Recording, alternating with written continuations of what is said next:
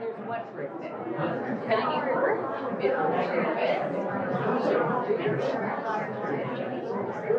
Good evening.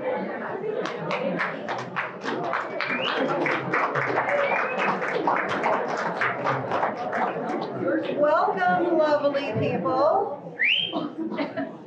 My name is Margie Burr. I am the Director of Creative Learning.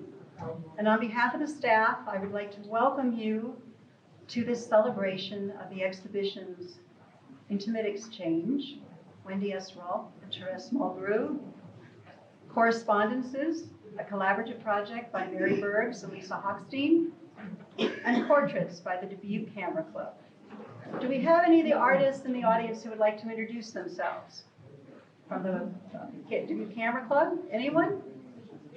Oh, great, back there, okay. He's running away. Well, I'd like to begin by thanking our sponsors, Trappist Caskets, the National Endowment for the Humanities, and Iowa Arts Council. Let's give them a warm applause for their support.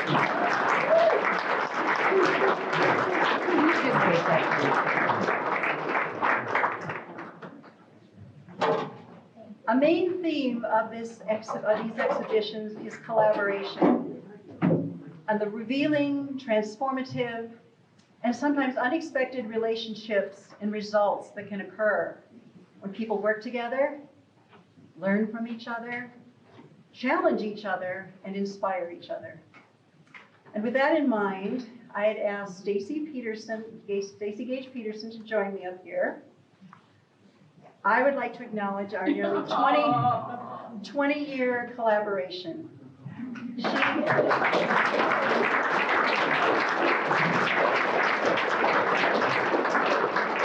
Stacey is an amazing person, thoughtful, an amazing curator, and it is a privilege to work with her, so I wanted to thank her. Thank you, Stacey.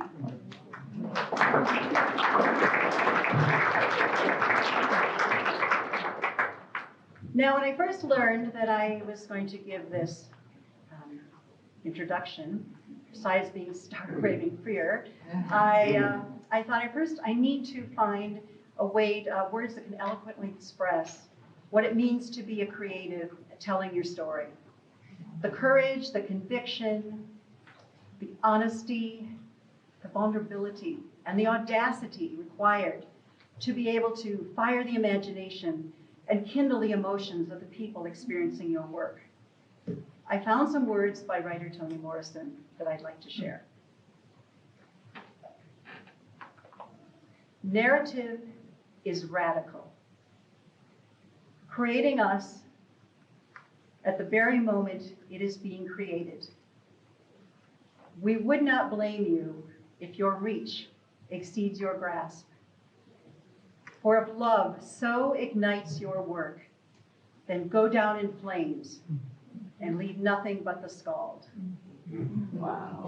I love that. Intimate Exchange, Wendy S. Rolfe and Thérèse Mulgrew honors family connections and celebrates creative synergy.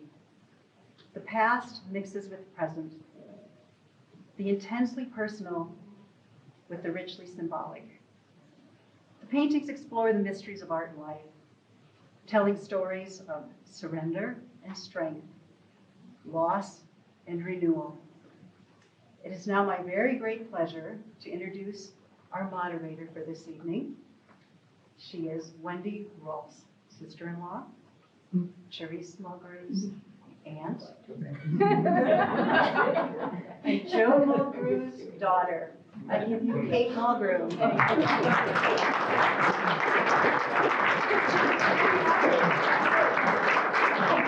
Hello, everybody. How are you? Good. Obviously, we're missing only one thing tonight, and that would be the presence of my mother, who would have been 95? 95 today. But she's here. She's here in the genetic component and in the creative one.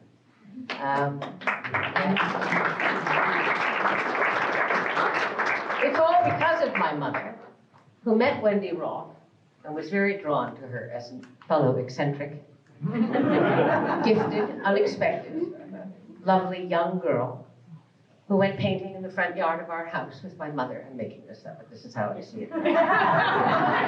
And glimpsed my brother Sam with his shirt off mowing the lawn. And that's all she wrote. Well, your pants were off. He does it with his pants off and his shirt on. And that was the beginning of that love affair, which produced this beautiful creature, as well as that very beautiful creature, Josie and Thérèse. My mother had 8 children, but she had something else. She had her art. I'm not quite sure she was supposed to have 8 children. I'm glad she did. But I really think when she closed the door to the studio in the afternoon, my mother found the parts of herself that allowed her to go on. She did deep exploration of self in that studio. I think it must have been very hard, probably very sad, and almost always wonderful. She is the one who started this flame, set it on fire. She was a good artist, and she gave that gift to my niece, Thérèse, and she shared it with Wendy, who is now my sister-in-law.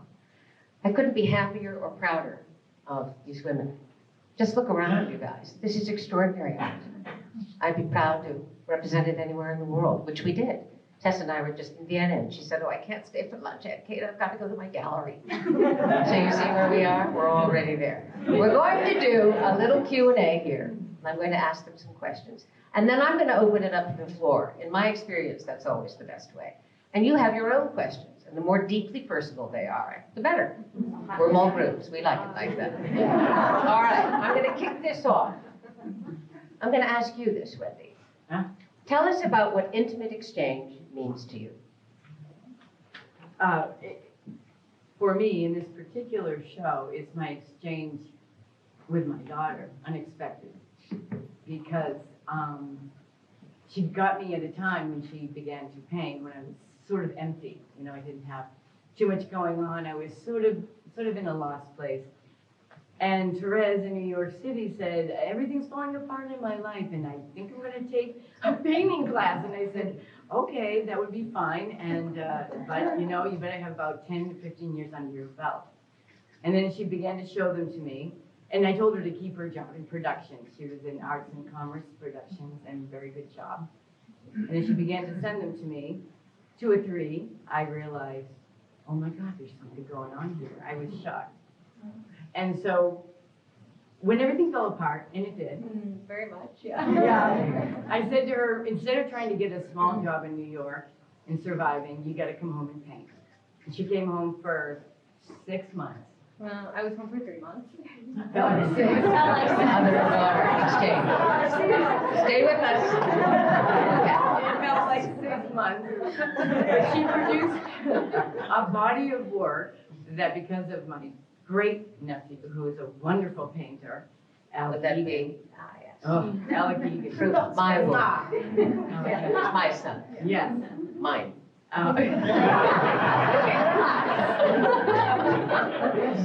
Anyway, she had her first solo show in New York City, and it was a blast out. I mean, with works under 8 months as a painter, and it was extraordinary. And then I realized, between my nephew and my beautiful daughter and their talents and everything that they brought to it, they sort of lit a fire, and there was just this immense exchange that happened. We just all hit the ground at the same time. There wasn't anything about me saying, okay, Thérèse, maybe you should, you know, going back and forth. I've been painting so much longer. There was none of that, because I could hardly keep up with her. And if I said something to her, she would do it, and it was like a flame. She did. I only had to tell her once. So I'd ask this question. You have been painting much longer. You're her mother. Absolutely. And painting brilliantly. So I want to ask you, Tess, did your mother's gift, did her work influence you, do you think, in the end? I mean, of course it did. I grew up around it, but I never thought to myself growing up I wanted to be a painter. Right. That was never a thought. But I do remember growing up and thinking it was really cool that she was a painter. And the older, I mean, I remember the older I got, the more I was so impressed by her talent and by the work that we were surrounded by. Because we didn't realize it growing up. We didn't realize like how amazing it was to grow up with my grandmother's paintings around, my mother's paintings around, and then, you know, Alec coming. Oh. And, you know, when I was in high school, my cousin Alec came and he was basically teaching himself to paint in our backyard, essentially. Mm-hmm. And all of that, I think, eventually had an immense influence on me. But I do think it had more of an influence on me without me realizing it at the time. I was not aware of it. Yeah. So how important, how significant, crucial is the unconscious in all of this? For both of you. I'd ask both of you. Bobo, can you get this off the thing? Pardon? Start things right. You would get mad. I want to be able to give it to them. That was easy. Thank you. I'd say it.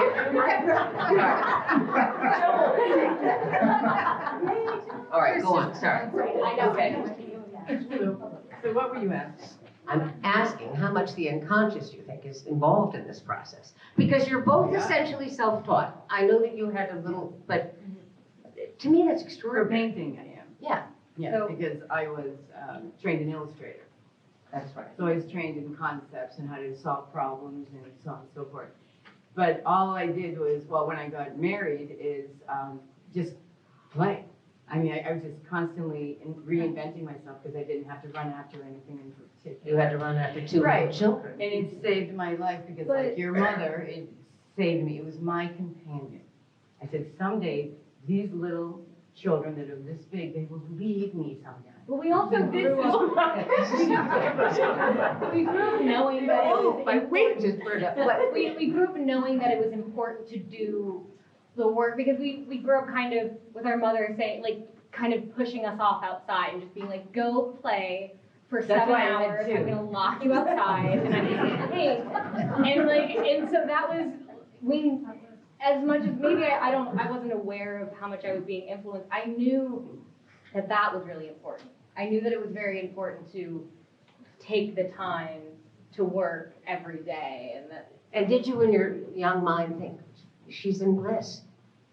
We can't be a part of this. Yeah, because part you're of not, her. because I was ignoring you. Right, So- exactly. I don't think we even Yeah. thought about that. We were just like, she's doing her thing. Well, This one is time her- I was doing my painting and then Josephine crawled into my other part of my studio and I didn't hear her for a while. And I was wondering, where's Josephine? You know, after I've been painting for a half mother you 3 days later. I know, it was like a half an hour of bliss of la la la, like it's beautiful. And then I went to go find Josephine and she's sitting on top of one of my paintings that is completely all over her. The landscape was on her back, and the little angel thing, and So it begs this question, I have to ask it because I have it myself as an actress. How did you do it? How did you raise two girls and paint? right. Well, I got two of them so that they could be together and they would bother me. But they were very little at one point. Very, very little. I know. We had fun though. It was very fun. And they played, all they would do is this, they would draw, I would put out big pieces of paper and I would tell them, draw a little girl. And they draw a little girl. And then I would say, now draw a balloon. So I just had to keep telling them that. As I was painting, I would tell them to add. And so they ended up doing big, large drawings, adding the little monkey and the little girl and the little, you know. So I just kept them busy and throwing things at them and so on and so forth. And they learned how to deal with it. But Thérèse was always interested in literature because we are a literary family. We are. And we are a family full of artists. So that's what we do. Right. And so Thérèse had that going for her, plus she was a dancer and she didn't want anything to do with my work. She didn't really want to be a part of that. She wanted to find her own voice. And so, but I knew she was creative.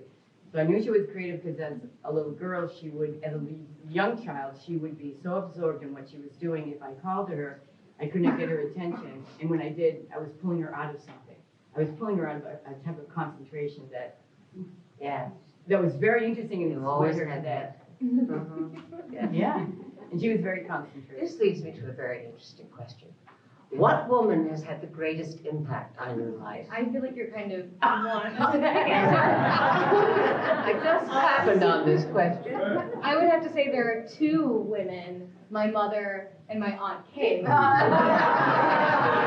took mine. Yeah. Those are by far. Yes. And thank you for asking. I just thought I had to.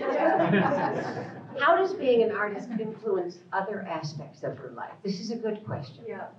I mean, it influences every aspect of my life. I feel like every choice I make is based on when I'm going to get to paint the next time. Everything is based around how my schedule looks, as far like, especially being a full-time painter. The whole thing is wrapped up in how do I find the time to paint? All of my decisions are kind of based around, I don't know, I can't even think of a decision that. Well, at one point, Tess, because I was watching you this whole time, I live in New York and she was in New York, and I watched this evolve.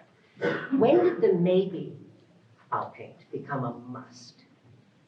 I mean, I had an experience of, I always knew I was an artist of some kind. I knew I was creative, but I would say the moment I picked up a paintbrush, I was like, fuck. It's gonna be tough. Like, this is, because to choose to be an artist is, I think, the hardest thing that you can do. It's not going to be an easy life. I think that maybe it's portrayed as this sort of like sexy thing to be a painter, and it's just not at all. And so I knew the moment that I started painting, and I was like, I love this so much, and I'm going to change everything to do this. I'm going to leave New York. I'm going to, every decision from now on is going to be kind of based around this decision to be a painter. I knew it wasn't going to be easy, but yeah, I would say even like the moment I picked up a paintbrush and I made my first really, really bad painting, I was That was at the art school. Yeah, it was at the New York City, the League of New York. And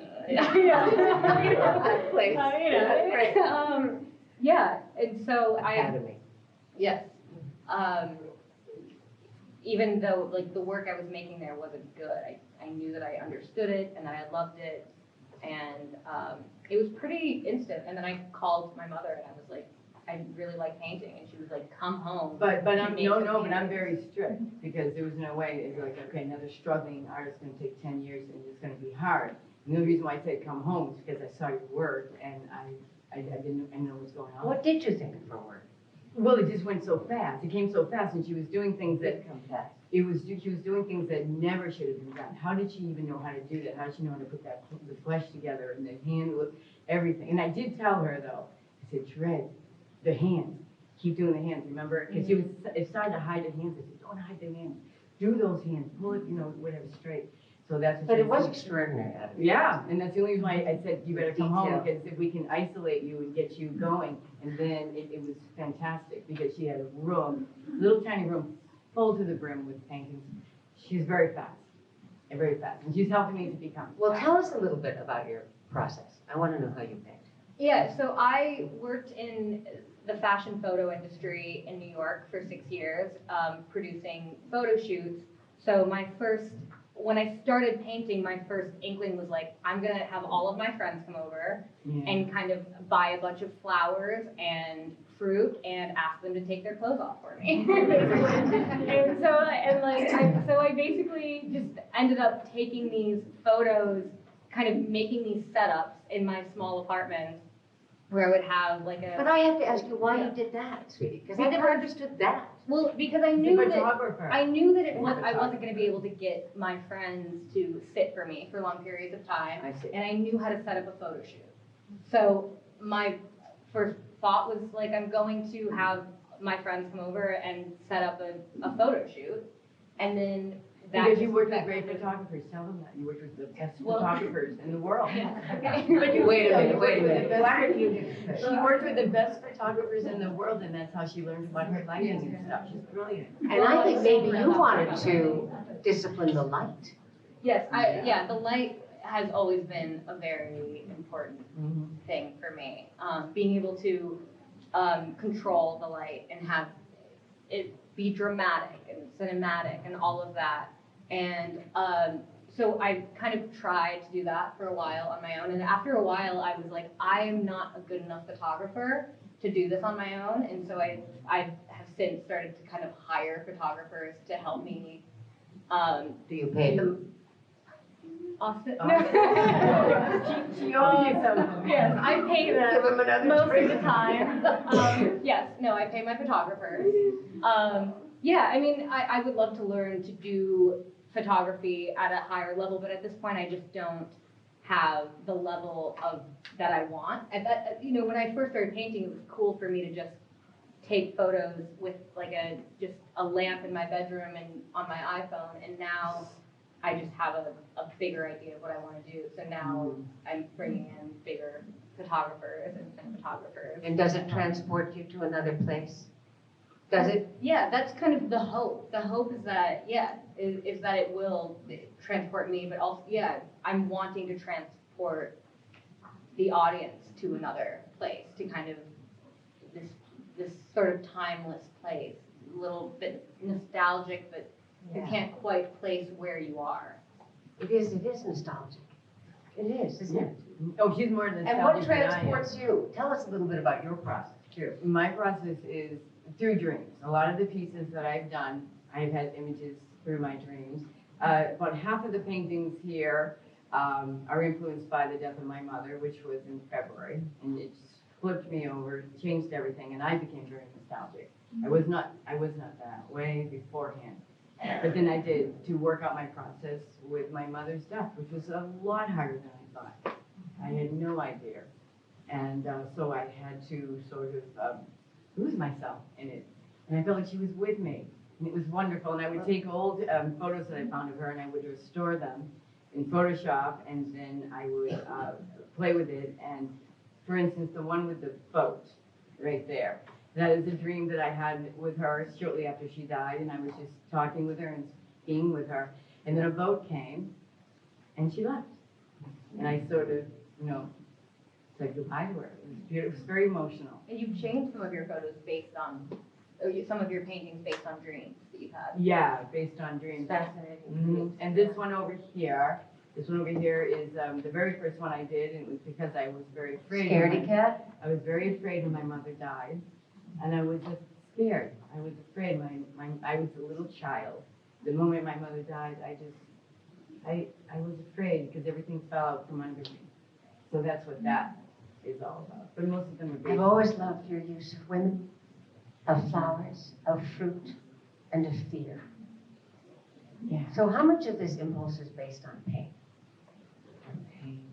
To paint. Oh, based on Painting. I mean, how much are we excavating?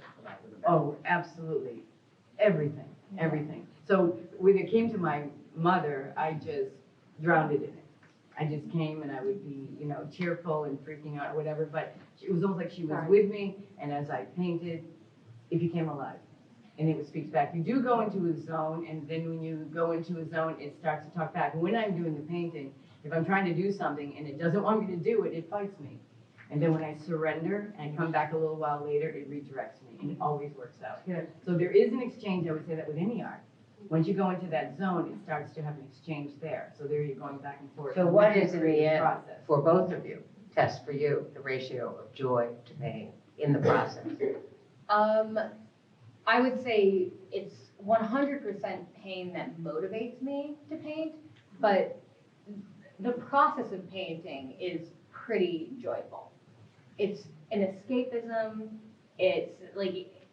It's a coping mechanism. It's very isolated. It's very isolating. Yeah, I mean, it's a very solitary process. Mhm. But yeah, I think that pain is a big part of getting up in the morning and doing the work. And, So interesting, isn't it? yeah. Could be anxiety too. right? Yeah, We both can get the anxious, so painting just balances us. Painting. Yeah. I think for anxiety or anything, it's creativity, spirituality, and physicality. You must keep them all balanced. Oh, that's good. Say it again. That was good. For anxiety or maybe even depression, it would be, you know, the creative, the spiritual, and the physicality. And keep them all balanced. Right. And it will keep you, so you don't have to take anything wrong. Well, I mean, it's an odd way to spend your life, isn't it? In a room with a canvas, alone, poor. Yeah. Receiving. Okay, I'm very rich. Well, you're rich now. But Kate, let me just say one thing about Joan Mulgrew. Can you just give me that? Just give it about the Okay, with Joan Mulgrew, she met me in New York City, and I was in this little tiny little room, apartment, nothing studio. And BJ said to her, well, here's just my little art friend. She goes, well, we'll see about that. So she came in, she was talking to me about my work, and she was like, okay, very interesting. And then she looked all around my little tiny place, and she said, my goodness, where do you sleep? And then I opened up my closet and rolled a little mattress, a little tiny mattress, and she said, my God, you're an artist. It does sound like fun. And then she like, If you're sleeping on a pallet, you're brilliant. All right, but here's a good question. Regarding your life as an artist, what is the most useful advice someone has given you? And what advice would you give to an aspiring artist? Oh, I hate that question. I I'm trying liked to it. think. No, it is a good question. I wish I had a good. Would you rather have this one? What keeps you up at night? Everything. Everything keeps me up at night. That's why I'm a painter. Yeah, I don't know. I don't know what. I've gotten plenty of great advice from artists. I can't think of what specifically. I'm sure something will come to me after. But I feel like as far as something I would give to an artist, the way that I started was always pretending like I have a big solo show coming up. Like when I first picked up a paintbrush, I was like, I'm gonna take this so seriously that I'm gonna paint my first series of paintings as if I have a solo show that I need to prepare for. And I did. I painted like a significant series in like 6 months, and I think it was because people would come into my studio, aka my bedroom, and they would be like, "What are you?"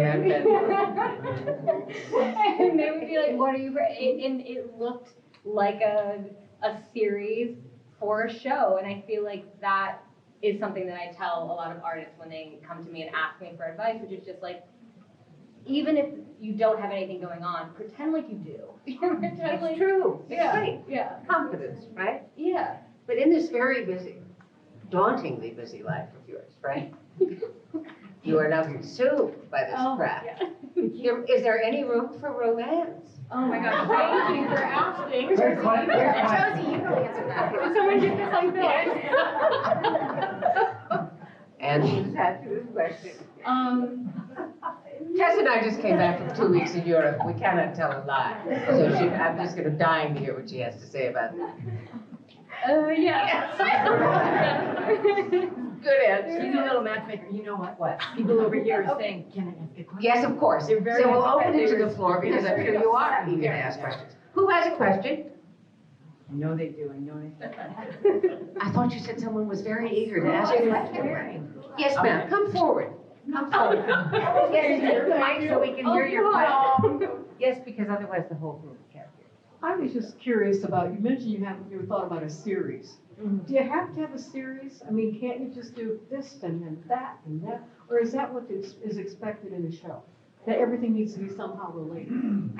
I think you can do this and that, but I think it's much harder to be taken seriously by galleries if you don't have a work, a theme, some art that connects to each other.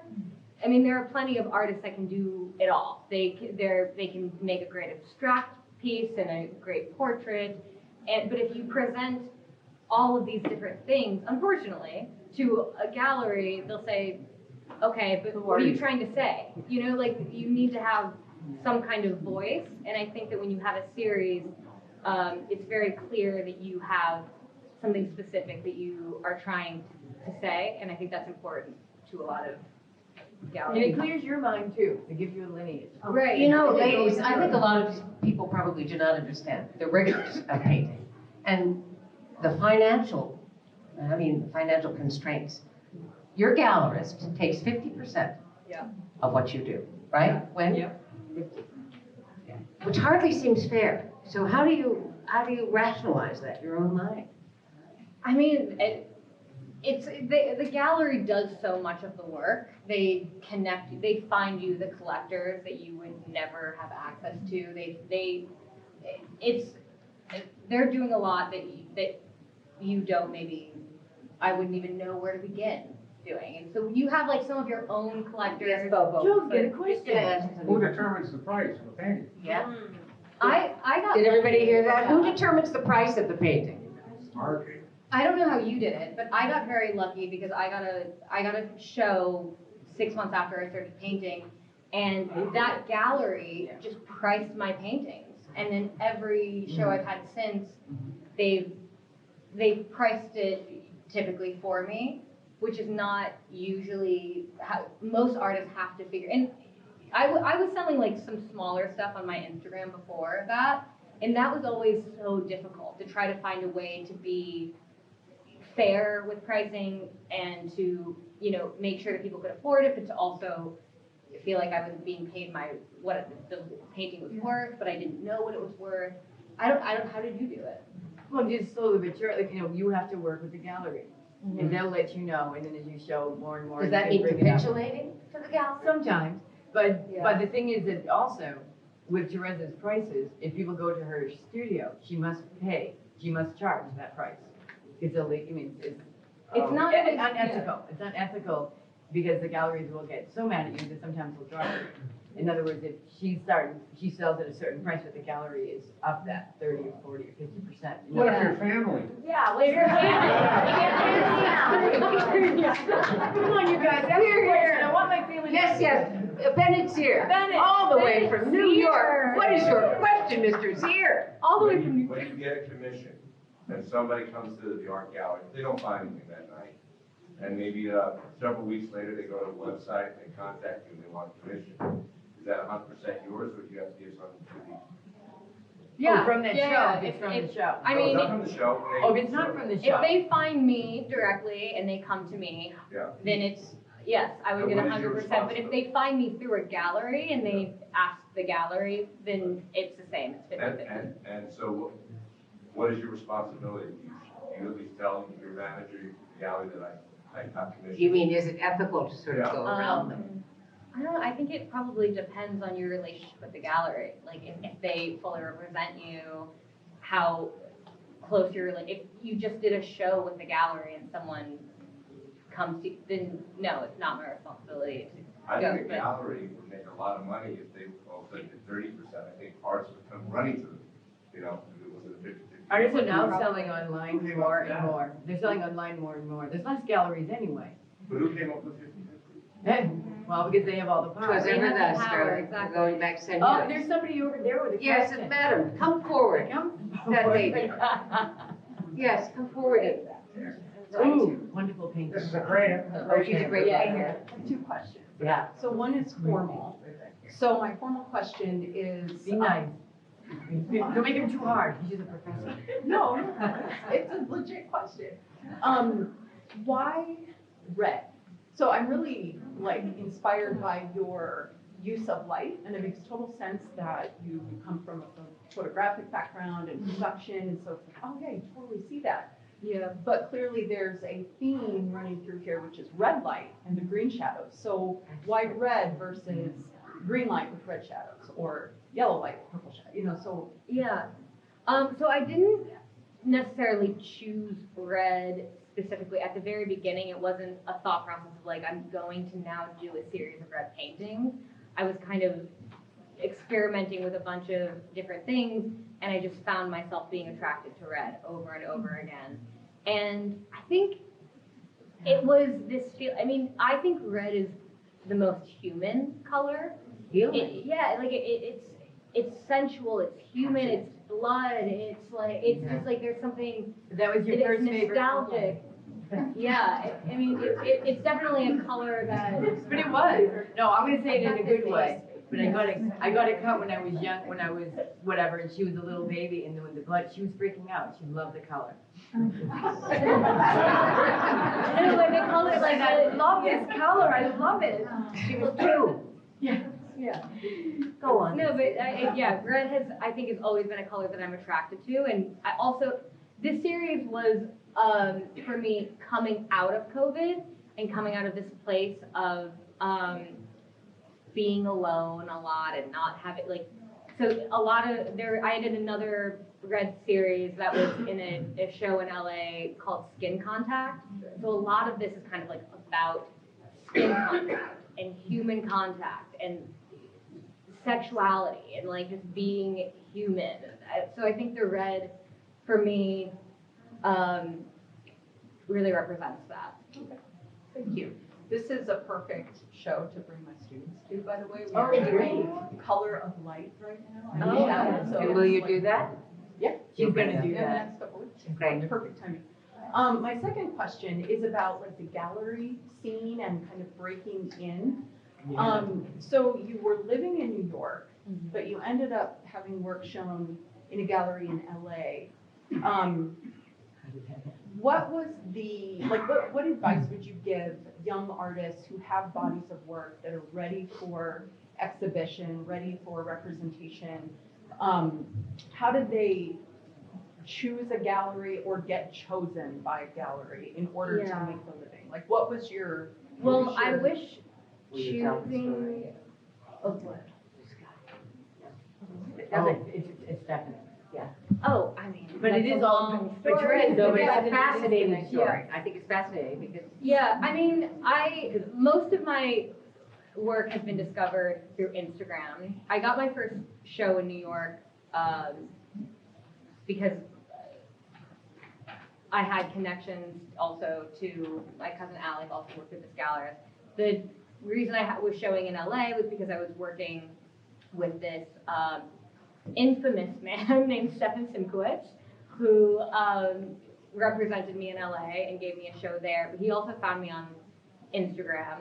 I feel like a lot of, it's hard. I'm not even really sure how people, it's hard to kind of choose because I think so much of the time artists are just agreeing to whatever they can get. That's been mostly, I think I'm just now getting to a point where I can say no once in a while, which is a very exciting point to be where I can say no to galleries. But up until this, I would, any gallery pretty much that would.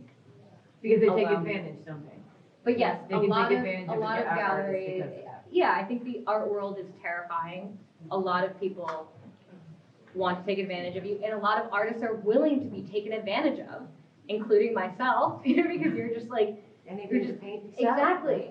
My priority over the last few years has just been like, is this going to make it so that I can pay rent and continue to wake up every day and just paint? Great, I'll do it. Fine. I don't really care about anything. I don't care if this gallery is going to flip my work or, put it for auction. There's so much about the art world that I don't know. I have some of my gallerists now are like, are you afraid now that people are going to put your work up for auction much higher? You're so early in your career. And I'm not afraid of that because I don't know what that means. I don't care, I'm still like understanding the art world in general. So yeah, I mean, as I'm getting to know it, I'm able to kind of slowly be able to say yes and no and walk away from situations. I think the artist resents control.